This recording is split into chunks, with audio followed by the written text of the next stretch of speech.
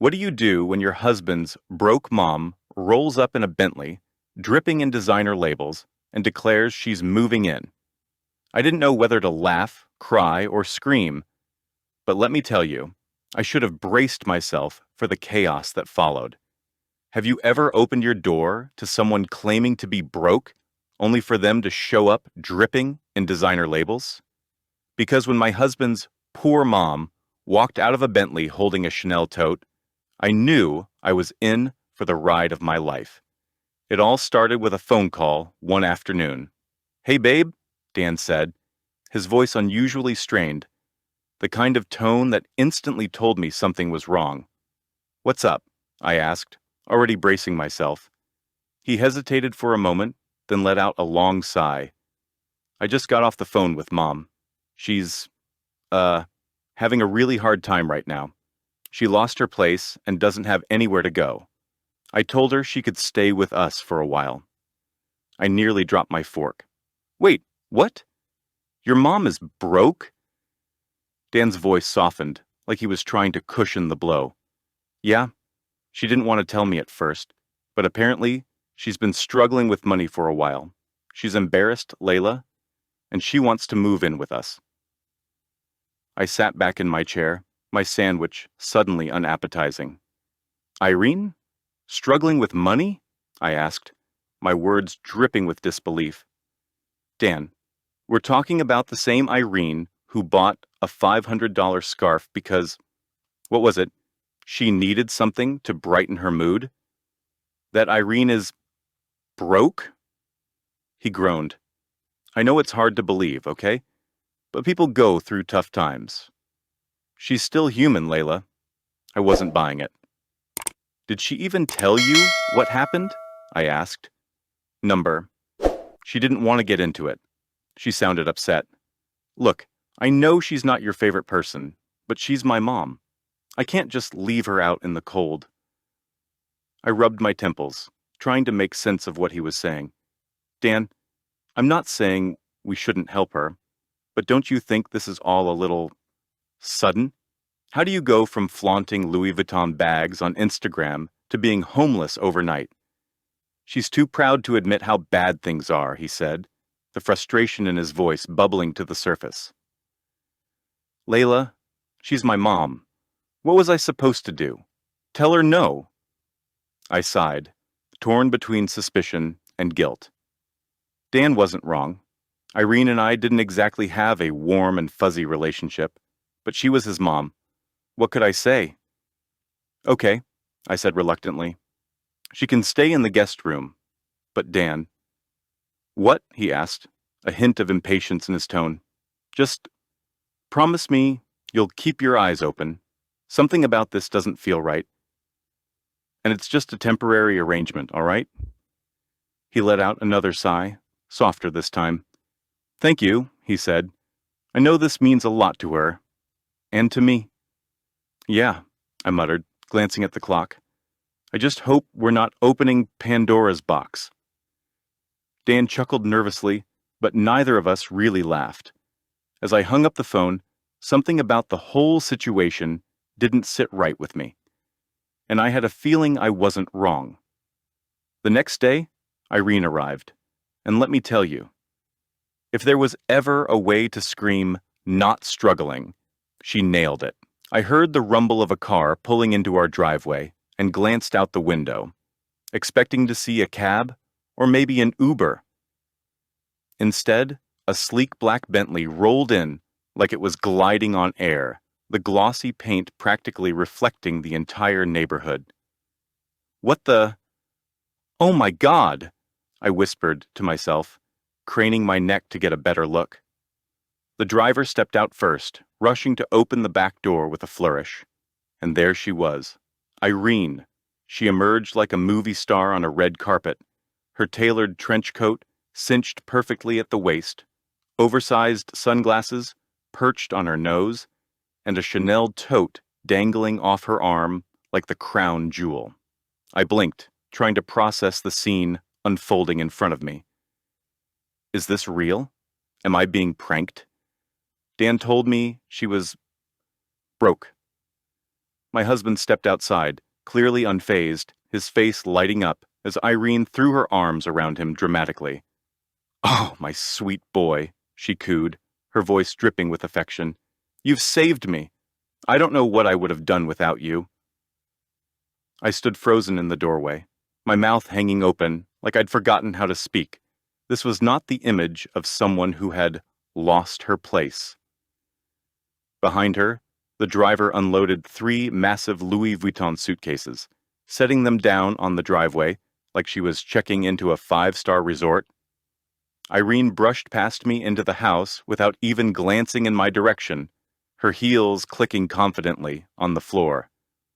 "Ah, this will do," she said, glancing around the living room like a realtor inspecting a property. Welcome," I finally managed, my voice laced with disbelief. Dan followed her inside, rubbing the back of his neck like he was trying to make sense of it all. "Maybe she, borrowed the car?" he offered déçu. Dan followed her inside, rubbing the back of his neck like he was trying to make sense of it all. "Maybe she, borrowed the car?" he offered weakly, glancing at me with an awkward smile. I crossed my arms, raising an eyebrow. "Right. Because that's what broke people do. Borrow Bentleys." Dan's cheeks flushed slightly. "I'm sure there's an explanation." "Uh-huh," I muttered, my eyes trailing to the 3 designer suitcases, now sitting in the hallway. "And what about those?" "Let me guess. She borrowed those too?" Dan let out a nervous laugh, but it didn't make the suspicion in my chest any lighter. "Layla, come on. Don't overthink it," he said. "Overthink it? Dan, your mom shows up in a Bentley, carrying Louis Vuitton luggage, acting like she's royalty, and you don't think that's worth questioning?" "She's had a tough time," he said, defensively, his tone firming up. "A tough time?" I repeated, gesturing to the suitcases. "Dan, this doesn't look like someone who's had a tough time. It looks like someone who's about to rent a villa in the Hamptons." Before Dan could respond, Irene reappeared in the living room, her sunglasses now perched on her head. "Where's the guest room, darling?" she asked sweetly, ignoring the tension between us. Dan motioned down the hall. "It's the last door on the left, Mom. I'll help you with your bags." "Oh, don't trouble yourself, sweetie," she said, waving him off. "That's what the driver is for. Tony, bring the bags inside." I watched, stunned, as the driver nodded obediently and began hauling the suitcases into the house. Dan gave me a small shrug, as if to say, "What can I do?" "She's my mom." "Yeah, right." I bit my tongue, forcing myself to stay calm, but as Irene disappeared down the hall, I leaned closer to Dan and whispered, "You'd better hope there's an explanation for all of this, because if there isn't, I'm going to lose it." He just smiled and hurried to work. After Irene had retired to the guest room that evening, I called Dan. "Dan, are you seriously not questioning any of this? She shows up in a Bentley, with designer bags, acting like she's on a vacation. Does that scream homeless to you?" He sighed, like he'd been through a long day. "She probably bought that stuff before things got bad, Layla. You know how proud she is. She's not going to sell her things just because she's struggling." As I spoke, an odd clinking noise came from the kitchen. I paused, lowering the phone. "Hang on," I said, my brows furrowing as I followed the sound. When I stepped into the doorway, I froze. Irene was over the trash can, breaking our plates one by one and tossing the shards inside like it was no big deal. "What are you doing?" I demanded, disbelief lacing every word. "I thought you were in your room. And why are you breaking the plates?" She turned to me with an exasperated expression, as if I were the unreasonable one. "These plates are awful," she said, holding up a cracked piece like it was evidence. "Cheap, scratched, and completely unworthy of my son. Dan deserves to eat off something better. Don't worry, honey. We're going to buy new ones." Before I could protest, she just walked away to her room. I was livid. When Dan returned, I grabbed his arm and pulled him aside. "Do you know what your mother just did?" I asked, narrowing my eyes at him. He frowned, clearly caught off guard. "She broke our plates, every single one, because she said they weren't worthy of you. She tossed the pieces into the trash like it was no big deal." Dan rubbed the back of his neck awkwardly, his expression somewhere between uncomfortable and defensive. "I mean, maybe she's just trying to help." "Help? By smashing our plates?" "She probably just wants to replace them with something nicer," he said sheepishly, avoiding my gaze. "You know how she is. She only wants the best for me." "The best for you?" "Dan, she's treating this house like it's a makeover show, and you're seriously okay with that?" He shrugged weakly. "I don't think she means any harm, Layla. Maybe you're reading too much into it." "Unbelievable," I muttered, shaking my head as I turned to leave. There was no point in arguing with Dan. He rubbed his forehead like he had a headache. "Layla, can you give her a little space? She's going through a tough time. She needs a little comfort right now. Just let her settle in." "Let her settle in? Sure, Dan. Let's just let her redecorate our whole lives." Dan didn't respond, and honestly, I wasn't sure I wanted to hear what he had to say. Over the next week, things only got stranger. Irene filled the guest room and bathroom with her luxury skincare products. Every corner of the house seemed to smell like something expensive. Rosewater mist here, lavender-infused whatever there. Then came the packages. Chanel, Gucci, Prada, box after box piled up on our doorstep, each one more outrageous than the last. When I finally asked her about them, she waved me off with a dismissive flick of her hand. "Oh, just some things I ordered a while back," she said lightly. It was as if ordering thousands of dollars worth of designer goods was no big deal. That was it. I couldn't take it anymore. If she was truly broke, then where was all the money coming from? Something about this didn't add up. The next morning, Irene left the house around 10 a.m., claiming she was meeting a friend for coffee. "Don't wait up for me, darling," she'd said with a wink, strolling out the door like she owned the place. I waited exactly 2 minutes before grabbing my keys and following her. She drove straight to an upscale country club. I parked a few spaces away, watching as she stepped out of the Bentley with the same air of confidence she'd had when she arrived at our house.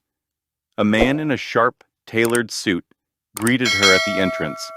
He leaned in, kissed her cheek, and the two laughed like old friends, sharing an inside joke. My hands trembled as I snapped a few pictures on my phone. Who was this guy? And what the hell was Irene doing? I sat in the car for a moment, staring at the photos. My heart raced and my stomach churned. Whatever was going on, it wasn't good.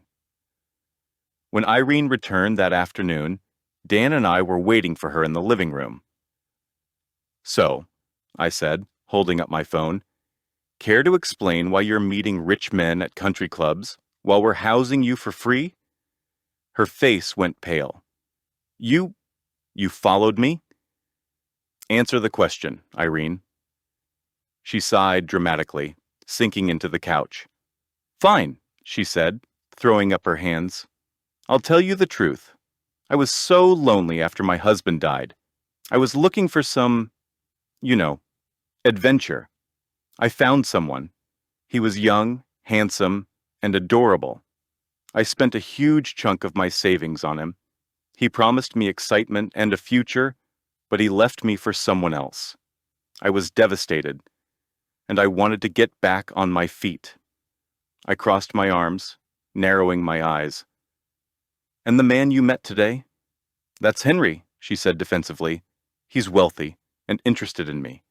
He's helping me get back on my feet. He's been sending me gifts, and he really likes me. I just wanted Henry to believe I was completely broke. You know." Dan stared at her, his jaw tightening. "So you're not broke. You just didn't want to use your own money while figuring out your next move?" Irene's lips pressed into a thin line. You don't understand. I only came here to help you, Dan. You deserve better. Someone from the same financial class as us. Together, we could have rebuilt our status. I felt the air leave my lungs. You were planning to push me out? Irene didn't say a word. Her silence was all the confirmation I needed. Dan's voice cut through the tension like a knife. Mom, he said, standing up and looking her dead in the eye. You need to leave. Tomorrow. Go live with Henry if he's so interested in helping you.